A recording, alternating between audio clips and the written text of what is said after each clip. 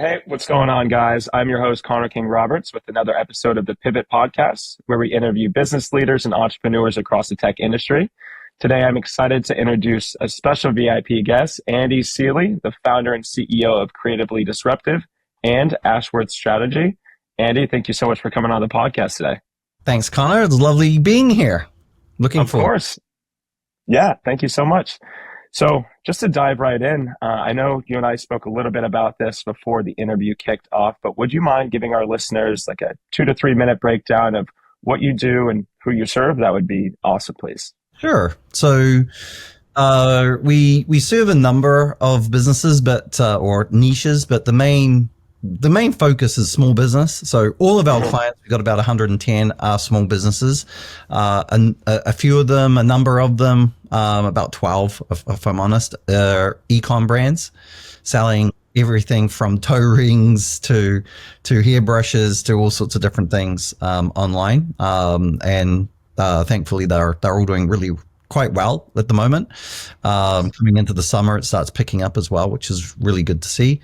The other part of our business, which is kind of very dear to my heart, is the kids activity, kind of like local small business marketing that we do. And whilst we've got a couple of kind of trades type businesses, like we've got a couple of drywalling companies and house remodeling companies that work with us, the majority of those are actually kids activity centers. So like gymnastics gyms, dance schools, we've got a number of schools that we work with, karate, kind of all of that kind of stuff. It's more family centric. But the majority, I would say, out of 110, probably 108 are local small businesses or small businesses like the small business e-com brands. And what we do is we help them grow. And obviously e-com's a little bit different. It's pure sale online. And then the local business is more about, it's very much old school marketing in a lot of ways, where it's about branding. It's about getting the message out. I always call it, when I do my lectures and so forth, that, or speeches and presentations, at conferences and so forth, I call it communicating with your community. And that's probably 90% of the business that we do is helping those small businesses reach out to the community and help explain what they do and actually become a household name in a 10-mile radius, because that's usually the target zone. You know, you've got your business here and we want everything around here to absolutely know what you are and what you do, and we do that. And we utilize digital marketing. We use some old school marketing tactics. We use AI. We use all the tools in the tool shed to get it done. Yeah, that's awesome to really put their name out there, like a local, business that might not necessarily have the tools or the know-how to do it, and that's where you come in to be that mediator and amplify their voice. So I think that's really awesome. You listed a lot of different things that you do and that are, rather niche, I would say. But if you had to say, what your superpower is, or the unique skill or insight that sets you apart in your space, what would it be, and how has it shaped your success so far? I think we really think of it. We use digital marketing as a tool where it's not the be all and end all. It's like a delivery method. We kind of hark back to kind of what's important, which is targeting of the right people, talking to the right people, talking to them in a way that is most attractive. And we really think about the messaging of what a client does. We don't just put ads out there and hope it works. We actually think about who the niche is, or who the target audiences and what is important to them. And then more importantly, we really think about how that person wants to behave, right? So, and that's something, if you think about it, like if you even go back 50 years before the internet, that was something that you had to think about in marketing. And a lot of marketing companies are run by people that oftentimes, especially the digital marketing space, I would say, especially the digital marketing space, where they might be very good at knowing what buttons to push and how the algorithm works on Meta, right? Or TikTok or whatever. But oftentimes where they're not so strong is actually understanding audiences, understanding what messaging works and understanding how that person might behave when they hear that message. So we really work hard to really understand that, especially in the niches that Yeah. we serve. Because, oftentimes, what would work for me and you might not work for my wife, right? Mm-hmm. She might see something and it's going to appeal to her. And then the way you respond is going to be different to the way I respond, which is going to be different to how she responds or wants to respond. And you've got to kind of take all of that into whatever strategy you put together. So we dig really deep into making sure that we're covering all those bases, because each base that you don't cover is a percentage point less efficiency or less effectiveness, which ultimately ends up being less results and less happy customers. Because the reality is the majority of the customers that we have give you a very, not that we have a baker, but I always use this baker analogy. If we had a client that's a bakery, it's typically owned by a baker, a person that's interested in baking. Like we do have lots of gymnastics gyms. Typically they're owned by or gymnastics coaches or people who love coaching gymnastics. They're not run by business people. And that's really oftentimes the way when it comes to small ma and pa's. They're run by technicians that are really good at delivering the service or the product.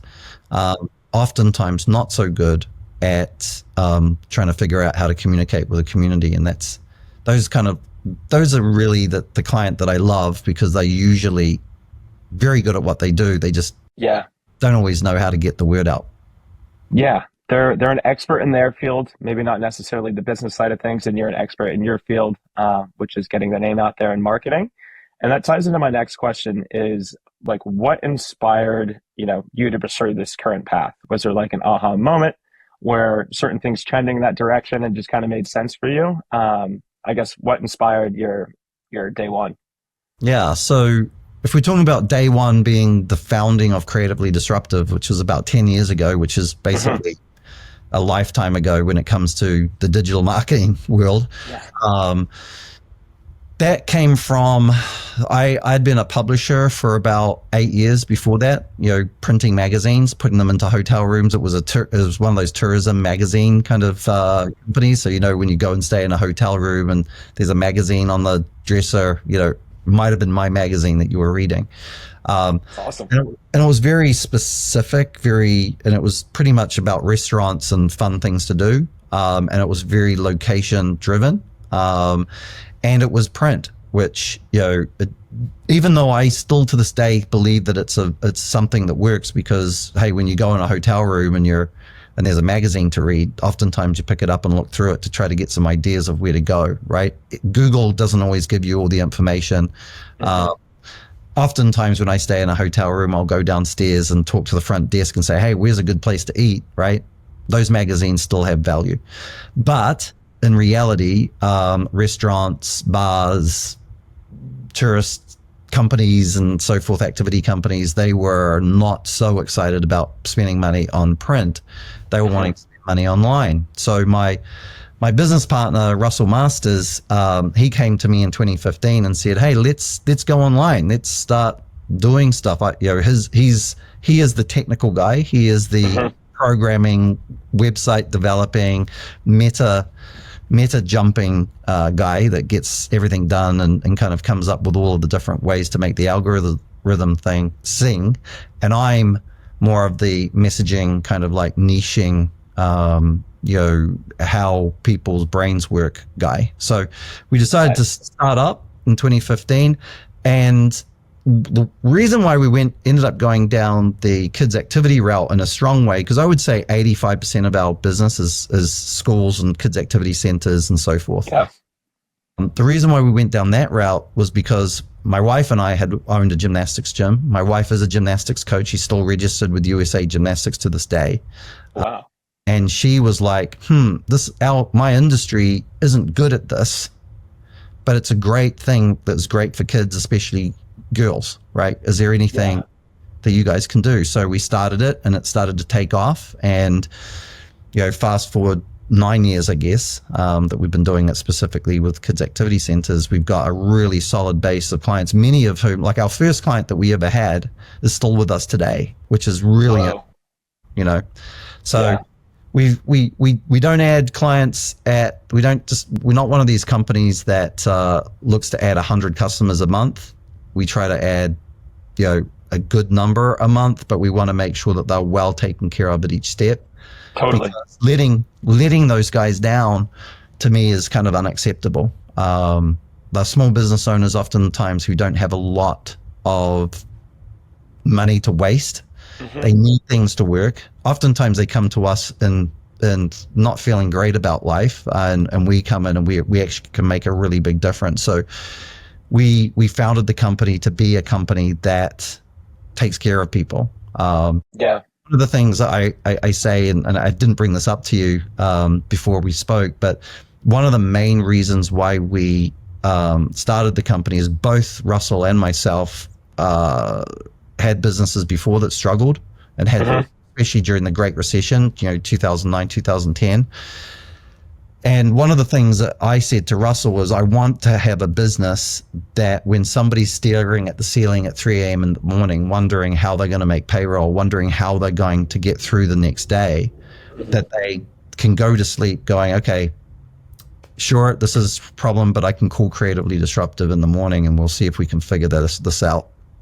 And that was a really big thing, because I remember when I owned my business, I didn't have anybody to talk to, and it was super, super stressful. So we kind of based the formation of the company around that, to be a company that if that you've got somebody fighting in your corner that knows what you're doing and knows what you're dealing with, and actually has some answers to the problems that you may have. Because there probably isn't any problem that I haven't seen over the last 10 years that we haven't been able to get through and fix. I feel like you've seen it all. Yeah, I'd like to.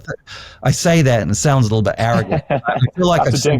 I feel like I've seen a lot, and more importantly, because of the number of clients that we have, we've seen what they've done to get through almost every issue that similar clients that we bring on are maybe dealing with at that point.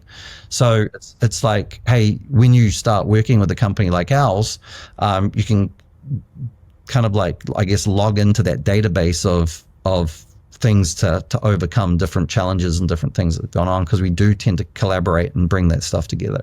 So that's kind of like, I guess, in a very long-winded, wishy-washy kind of way, but it's true. We founded the business based on, we wanted to be different. We wanted to make a difference, and we wanted to be that person that you call, Connor, at 8 a.m. in the morning after having a sleepless night. Yeah. You said just a lot of great and beautiful things just then, but like two things that stuck out to me was definitely that, that you had a business in the past. Obviously the recession took place, and then times were hard for everyone across the board. So you were literally in that position yourself, and you thought, how cool would it be if I created a company, and our mission statement is that when someone feels like there is no hope left for their company, that they can feel comfortable calling you and seeing what they can figure out. I think that's beautiful. I also think it's really cool that your wife is involved with gymnastics herself, and that's how she sort of spotted the opportunity. So to backpedal a little bit, when you are positioning your messaging and marketing, is there one particular client or customer or like person in the family that you are steering your messaging towards, like a key decision maker? Yeah. Well, when it comes to kids' activity centers and families, well, if I'm honest, if you're going after a household of any type, even if you're a plumber, the person who makes the decision, I think we all know who it is typically the wife or the mum, right? Yeah. I like to think that I'm a major decision maker and the head of the household. The reality is I would be kidding myself if I was to do anything without the okay of Mrs. Seeley. If she's not on page with me, it's going to be difficult. If I go ahead and do it, I'm never going to hear the end of it, and I'll probably end up backing it out. So from a targeting standpoint, what we almost always work with, especially when it comes to the kid-centric stuff or the more family-based things, the targeting is the mum, and the mum's nine times out of 10 are the main decision maker anyway. So if you can get them really going for it and really all over it, they're going to do it. The other part of it is oftentimes, I hate to say it, and it sounds stereotypical, but mums or the wife in the family, what we've seen statistically, are typically the ones that are looking to improve things in the family. In the family, not necessarily from a financial standpoint or, other things, that might be a little bit more, geared to others. But when it comes to helping their kids have a better situation from a schooling standpoint or an activity standpoint or a well-being thing for the family, oftentimes that's driven by the mum. Yeah. And and whilst you might feel that, and some people might say, well, that sounds stereotypical. I do that. I'm a dad. And well, statistically, we've seen that when we do campaigns and we focus on mums, that campaign success is maybe 80 to 90% more successful than when we focus on dads. Now, we do campaigns where we focus on both, but almost always the people that come through the system are the mums. So that's the thing. And I would suggest that if you're a local small business, no matter what it is, focus on trying to hit that kind of demographic because they are really the purse holders in the households. Yeah, I think that's excellent advice. And it might seem like, clear as day now that we've identified it and we're talking about it, but hindsight's 2020. So I'm sure it probably took a few tweaks to fully realize that and look at the numbers and see, okay, you know what? The moms are handling these types of situations. My mom had me in swim classes when I was younger, and that was 100% her idea, even if I was like, X me out. She was like, I don't think so. So I get that. You talked about building lasting relationships with your clients, with all of these different types of businesses. And I do think that's really important just because, you mentioned that a lot of them are putting a lot of their own money towards it, and they're in sometimes a tricky situation. So how would you say, how important has networking been for you throughout your business journey and career? So networking, I would say, and it's kind of interesting being a digital marketing company. A lot of our clients come through our funnel, right? So our digital, our funnel, where it's maybe, I guess you could argue that is a form of networking. But from a networking standpoint, I've got to say it has been really important having relationships with different industries. The fact that I speak at regional congresses and conferences for different sports organizations, I would suggest is a direct networking opportunity for where I get connected with lots of different businesses of the kind that we want to serve. And it's been tremendous, if I'm honest. So, and what typically happens from a networking standpoint, if you're out there trying to, rub shoulders and speak with people is you tend to build relationships that last as well. What I'd probably say is if I had 10 people come through personal connections in my network and 10 people that came through Meta, that most of those 10 will still be with us in 5 years' time, whereas many of the ones that come through Meta might not because they're not as invested, they're maybe not as knowledgeable of what we do. And as soon as there's a difficulty, quicker to drop out of it than they might be from a networking standpoint. That's not to say that the majority of our clients, if I'm honest with you, have come through digital marketing. The reason for that is that I can reach 5,000 of my clients through digital marketing every month, whereas with networking, I might get to speak to 10 or 12. True that. Yeah. Gotcha. Yeah. I just wanted to hear your thoughts and opinions on that. And I know that AI is definitely a tool that you utilize to help market. AI is everywhere these days. It's getting smarter as the days go by. How has AI impacted your industry and how are you utilizing it exactly? If you could give us like a peek behind the curtain just a little bit. Well, I mean, if we're talking about mums, and this could be a plumbing issue, it could be wanting to get the kitchen remodeled, it could be wanting to get their kid into swim classes or gymnastics, dance or whatever. Oftentimes that mum is doing that at the end of a day. Yeah. oftentimes the kids have gone to bed. Oftentimes she's having 5 minutes of not being bothered by somebody. And oftentimes she'll pick up the phone and she'll be looking at Instagram or Facebook or whatever, just catching up on stuff and looking at what silly things are out there, or what her sister's cats are doing, all of that kind of stuff. Yeah. Right? And then being able to put your ad out there and that person starting to engage with you, oftentimes historically pre AI and some of the products that we're actually able to offer now, that mom is engaged at 10 o'clock at night on a Sunday and you're closed, right? No one's in the office, no one's at the front desk, no one's there to take that inquiry that she puts in her inquiry, however that is, that gets sent off, and it just sits in there till the morning, and she's had the whole night to go to sleep and to rest on it. She wakes up in the morning, she's got chaos and kids and getting running around doing all the things that mums do, and they have jobs oftentimes as well, and they're running around crazy busy till 9 o'clock at night the next day. So one of the things that I would say has been an amazing tool is AI. Text-based AI is what we use mainly because that's where most people are.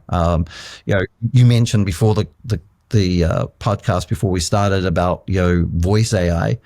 Right now, voice AI I don't think is that good, but even more importantly, you call me, Connor, even though I'd want to maybe talk to you, I'm probably not picking up unless I absolutely know it's you. Yeah. And then I might still not pick up if I'm on a meeting or something, right? I'm going to. However, if you texted me, I'm going to see what you're saying, and I might even respond if I'm on a meeting, right? I might even respond if I'm on a podcast, right?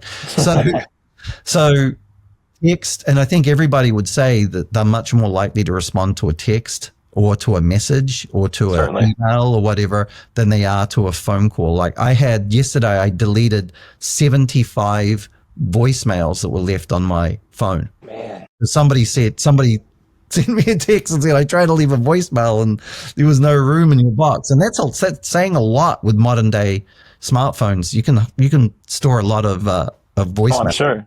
So I deleted 75 voicemails, most of which were coming from similar places, and no one basically bothers with them, right? However, if my wife, let's say at 10 p.m.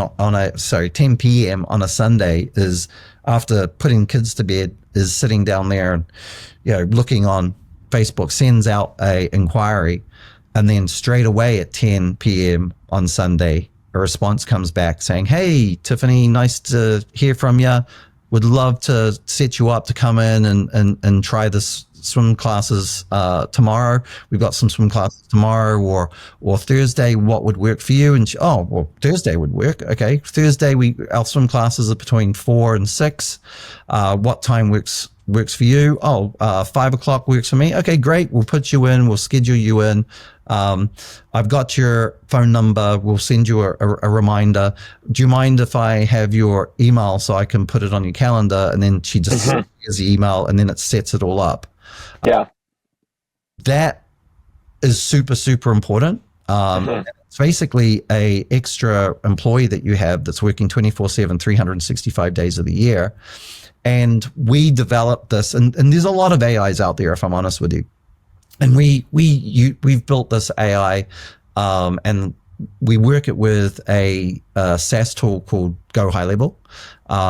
And Go High Level has its own AI, but we're able to plug in our own that we were able to develop. And to give you an idea of kind of the conversations that happen, because we get to see a lot of the conversations that come in, we actually have a client in Riverside, Riverside, California, and they had a grandma that was trying to sign up her grandson to ninja classes, right? So ninja classes.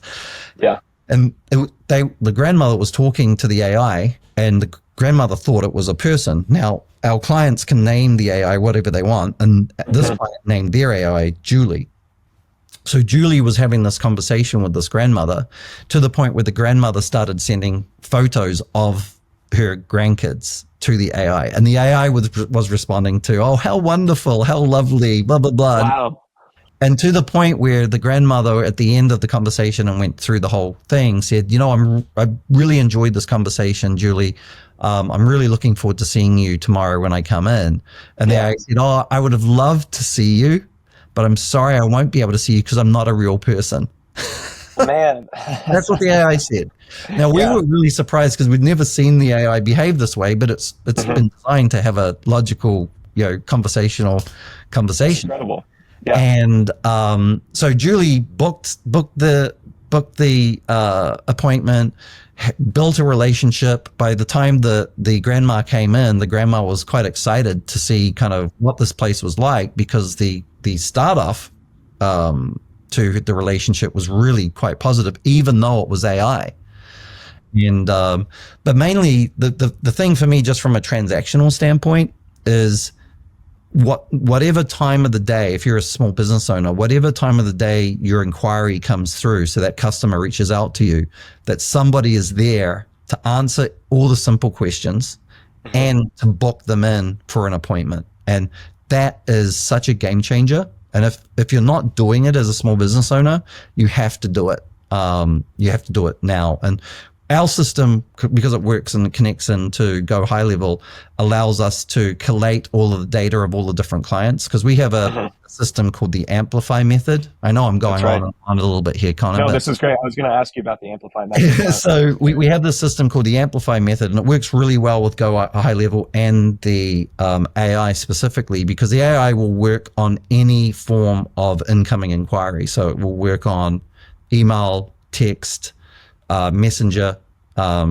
direct message from Instagram, even a widget that we put on the website so people can actually communicate straight through the website, and all of these different ways of coming in, and obviously leads and everything. So however that mum feels most comfortable communicating with you is what the Amplify method is about. Because one of the things that we found in 2016, we did this little study as we were trying to figure this out, is most lead gen companies have pushed or do push people through a singular way to reach out to them, right? Usually it's like, here, put in your, click here to fill out this form, and a lead is generated, right?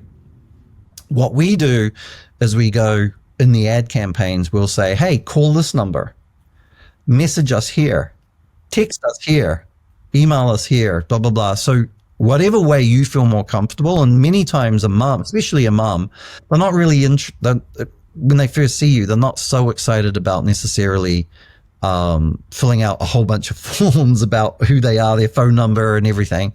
What they're more interested in is just finding out what they're interested in, which Mhm. is, do you have classes at this time? Do you have this at that? Or are you able to fix my plumbing? Or are you able to come in and and renovate my kitchen? And, she might be most comfortable doing it over Messenger, right? Because she doesn't have to give any information. She can just message it out. That comes into the IMS, we call it the inquiry management system. That comes in, and Kai will start talking to her. Whatever way she talks, Kai, which is the customer AI that we have, Mhm. start having these conversations with these clients. And then the IMS, the inquiry management system, will categorize all the clients. So if you called, it will go in and it will say Connor King Roberts. And then if you text, and it can connect you to, then say, okay, this is the text number that he uses. Here, oh, he messaged us. Here's the messenger. Oh, here's his Instagram, because he's just direct messaged us on Instagram. Oh, he actually spoke to us on the web chat as well, and it kind of will connect you all, like all of Got the it. ways that you like to communicate. Now, what it also does is it looks at it and goes, kind of likes to text mostly. Mhm. So we're going to communicate through text to him because that's where he's most comfortable. And if it's messenger, well, we will communicate if that's where most of the inquiries are coming through, because that's typically the way you feel more comfortable, which means Yeah. that there's less friction, which makes it more likely that you'll do business with us, right? So Gotcha. so, with AI, and these different tools, and obviously marketing to the right people, you end up having a much smoother, easier process of getting people in through the door, which lowers costs, lowers budgets, makes things a lot more affordable, especially for small business owners. So I feel Totally. like I've spoken about a bazillion things in one Yeah. long. Oh my gosh, you're doing great. No, that's what I was truly curious about. And it sounds like you guys like really play or like are working the client, just because you're building literally a client profile, figuring out what works for them, what doesn't, and playing to those strengths just to be able to work with them. Because at the end of the day, you need to make yourself available, like when they're online, when they're available, and when they're looking to enroll in classes or in need of your services. So I think that's really cool and very smart. Um, Last quick question for you. I would say that you are a leader in your industry, definitely utilizing some like cutting edge methodologies. Where would you say your industry is going in the next 2 to 5 years?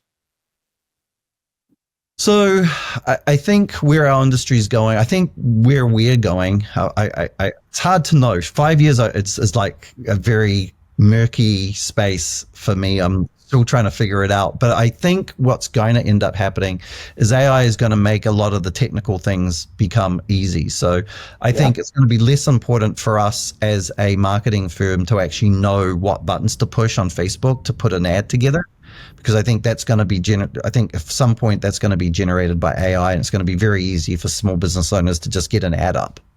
It's pretty easy right now, but it's going to be even easier, and it'll probably be even easier to get one that goes up that actually gets some results as well. Because typically right now it's still not that easy. In fact, it's quite hard. But I think that's going to get easier just from a mechanical standpoint, because the platforms are going to utilize AI to make that work better. Where I think we're going to come in is much more on the consulting side of things, where we're working through the difficulties and the challenges that businesses have and figure out, okay, here's all the different tools that we can use. So yeah, Meta now has a great AI that helps you build an ad, but what do you want on the ad? What should be on the ad? How should you be communicating with that client? Where are the best clients? Who are the best clients? Oftentimes, I don't see that changing anytime soon. Also, we get a lot of, I guess, curveballs thrown at us, where small business owners oftentimes are thrown curveballs. I've got a client that I'm going to be talking to later this afternoon, and he's really uncomfortable because he's been, given a big tax bill that he wasn't expecting, and he's quite stressed out about it. And we're looking at his number, and we're crunching down his numbers, and we're going to go through all of his numbers and go, okay, what can we do to actually mitigate and try to help you pay that bill? He's also concerned that it's coming into the time of year that kids maybe drop out of classes because it's coming into the holidays and the summer break, and looking at the numbers and going, okay, what's working, what's not working, how do we best navigate through this difficult period that you have, which is a little bit unique. It's not like something that Facebook's just going to be able to fix with AI.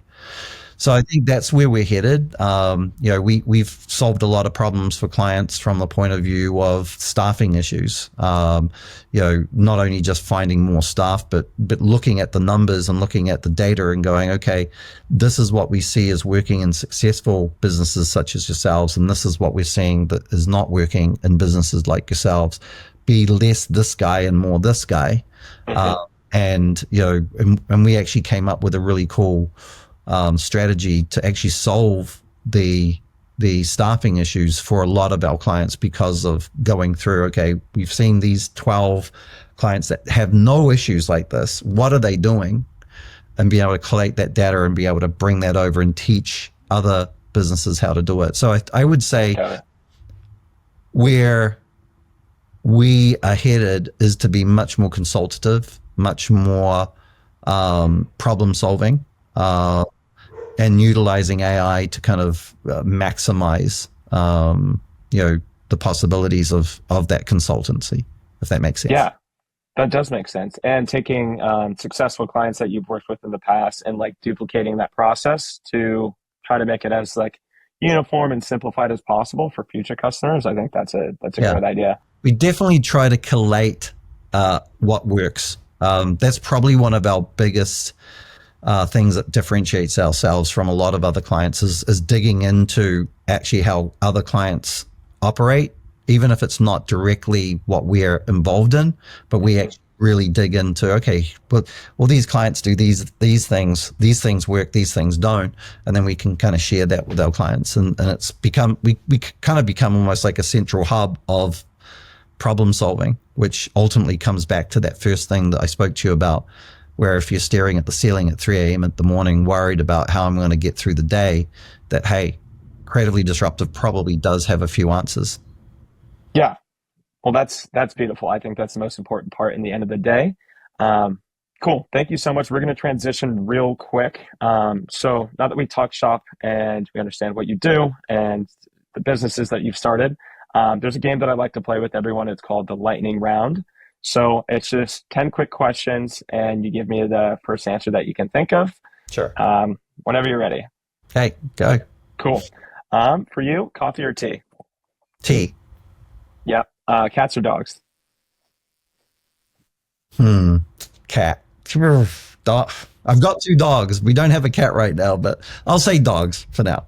Okay, cool. Are the dogs upsetting you this morning or something? Well, we've only got 2 dogs right now. We did have a lovely little cat that was 18 years old that died Oh, about a year ago. sorry. So Yeah, gotcha. And then would you say you're a morning person or night owl? probably a night owl. Probably Okay, shouldn't be, but I am. that happens. I would say the same. If you could grab one weapon during a zombie apocalypse, what would it be? Pickaxe, probably. Okay, I like that. Let them get close, you know? If you could have one superpower, what would it be? Gosh, a superpower. What would it be? Um, um, um, um, um, gosh, trying to think. I know there's a lot of them. I always liked what Tony Stark does, but he doesn't really have a superpower. But I guess his superpower is genius with technology. Yeah, yeah, just like supreme intellect, just being Yeah, a so maybe genius. Yeah, that's it. Maybe that would be it. yeah, yeah. No, I think Iron Man, Tony Stark is awesome. Agreed. Favorite movie or streaming service? Streaming series, excuse me. I would say I'm really enjoying Mobland right now. Mobland. Okay, I've heard good things. I haven't seen it though. Very good. It's Guy Ritchie. It's very gritty. It's very good. I highly recommend it. I'll watch that. Thank you. Favorite book that you have? I'm actually reading this book. I'm actually listening. I actually read this book. It's really, really good. Unreasonable Hospitality. I know it's backwards, but Unreasonable Hospitality. I'm actually listening to the Audible because I like to do that. I'll read it and then I'll listen to the Audible version of it, and Nice. it's all about Will. What's his name? Will Guadara. And he his story about building the most, I would say, most successful or most popular, highly rated restaurant in the world. Um, Wow. and it's talking about the methodology of unreasonable hospitality. You know, where they go to the nth degree to make their customers unreasonable happy. Yeah. So it's Just very, ridiculous lengths to make that happen. yeah, it's very good. That's extremely interesting. I'm gonna have to check that out too. It sounds like The Bear, but like in real life, because there's a segment of The Bear that like goes over that. Awesome. Last question for you. Favorite saying or quote that you think about often? You know, the favorite quote is, and I don't know who said it or if it's just a me thing, but you don't lose until you stop. So, you know, you never stop. There is no failure unless you give up, basically. So don't give up. Failure is prepping you for success. No one learns from success. Everyone learns from failure. So embrace it. I love that. That's awesome. Awesome. Well, Andy, for any of our viewers out there that want to connect, collaborate, or even work with you, what would be the best way for them to get in touch with you? Yeah. So if you're an ecom brand, reach out to us on, and all the stuff that we're talking about and all about methodologies and all about ways of doing things kind of equally applies to e-commerce. But if you have an e-commerce brand and you want to reach out to us, go to ashworthstrategy.com and reach out to us through there. And if you want to talk to us about local small business marketing, whatever type, reach out to us through creativelydisruptive.com. You can also reach us on Instagram at Creatively Disruptive and Ashworth Strategy.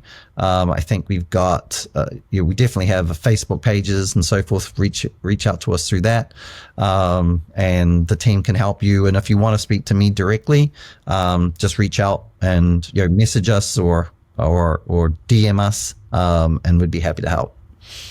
That's awesome. Perfect. Lots of different touch points. And guys, I'll put Andy's contact information in the bottom of this episode, the show notes. So everything will be included down there. Other than that, I appreciate your time today, Andy. Thank you so much for sharing your story with us. It's been a pleasure chatting. Thank you. Of course. All right. See you next time, folks. Take care.